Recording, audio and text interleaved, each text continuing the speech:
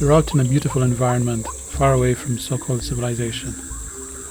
There's no distant traffic noise, no aircraft flying over, and no industry for hundreds of miles around. The soundscape is simply magical. Like all sane people, you want to record it. What are some things that can keep you from doing this?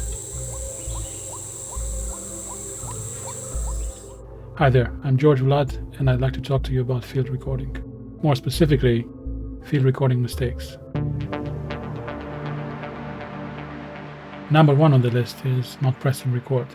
This may seem a bit obvious, but it's surprising how many times it happens to me and to other field recordists. It's a case of either forgetting to press record, or pressing record and then pressing stop accidentally, or pressing record and failing to press play or record again, depending on what kind of device you're using.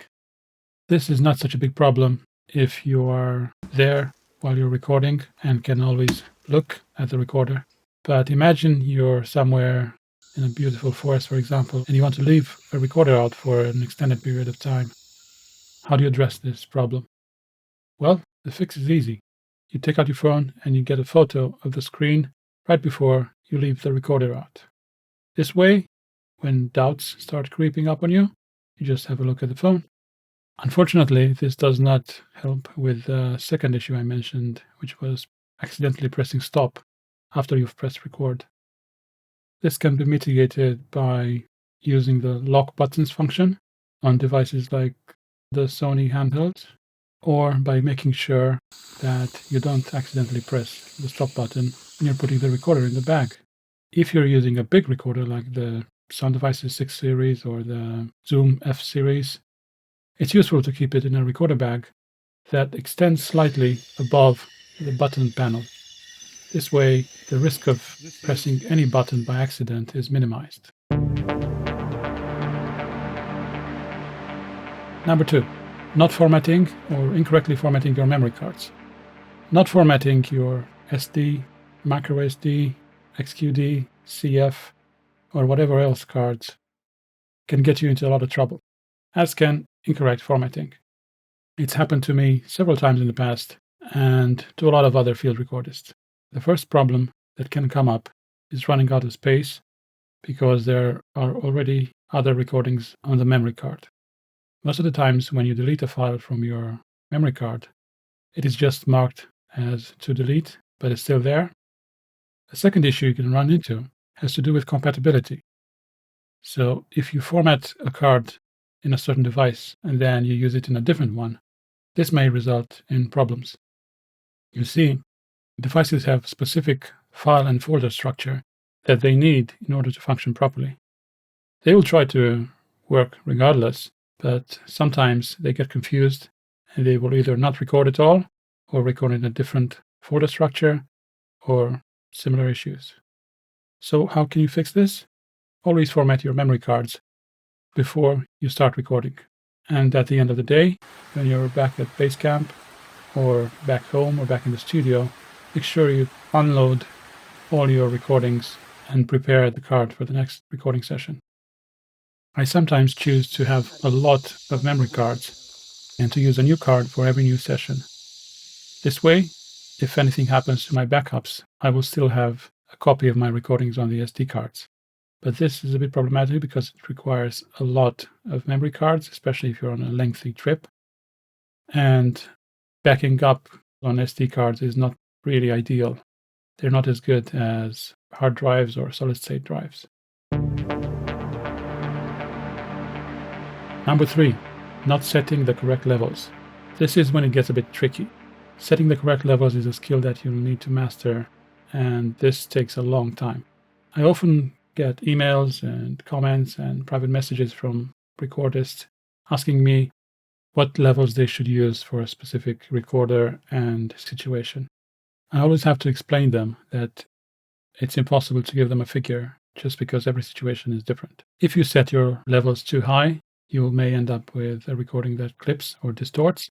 And if you set your levels too low, you may end up with a lot of noise in your recording. At this point, I want to make a few additions. So clipping can be somewhat avoided by using 32-bit recording. Devices like the Zoom F6 and the Sound Devices MixPre second generation will allow you to record at 32-bit. In 90%, 95% of the cases, this will be more than enough, unless you're recording very high dynamic range sounds. Second, defining noise is a bit of a difficult proposition. Noise is inherent to the signal chain and to the physical world. A small amount of noise in soundscape recordings is not such a big problem. Some sound designers and sound editors will denoise their recordings. I'm not a big fan of that. It works on decent recordings of dialogue and spot effects, but it doesn't work on soundscapes. So how do you fix this? How do you get levels right? There's no easy answer. There's no table where you can look up the values. So you'll just have to go out, record, go back to the studio, check your recordings, learn from your mistakes, keep at it, and eventually you will learn.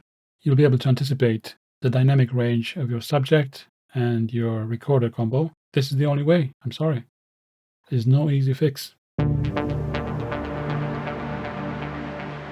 Number 4, not using wind protection. Wind hitting the microphone capsule can overload it, which will result in a lot of low frequency energy and probably clipping as well. Wind protection can help mitigate this to a certain extent. On top of that, blimps will also protect your microphone from handling noise, and from bumps, from water splashing onto them, from accidental damage. So they're very useful to have. Other wind protection solutions can also keep moisture away from your microphones. For example, the fabric that covers the Sinella blimps can be treated so it becomes waterproof, and also tiny Bubblebee wind bubbles are somewhat water resistant, not 100%, but they are better than just having the microphone out by itself. The discussion on waterproofing your gear, though, is a topic for another video. The downside of all these wind protection solutions is that they will block some of the mid and high frequencies from reaching your microphone, resulting in a slightly muffled recording. In my experience, the cheaper solutions are also the ones that will affect your recording more. Some blimps actually color the sound, creating peaks and troughs in the frequency spectrum, something that you'll find very difficult to fix in post. On the other hand, sometimes using just one windshield is not nearly enough. For example, when I record with my Sony PCM D100, I will use the Rycote windshield, but if wind speeds are over 20 miles per hour, I will use the second one on top of the first one. Conversely, if it's not windy, there's no point in using wind protection.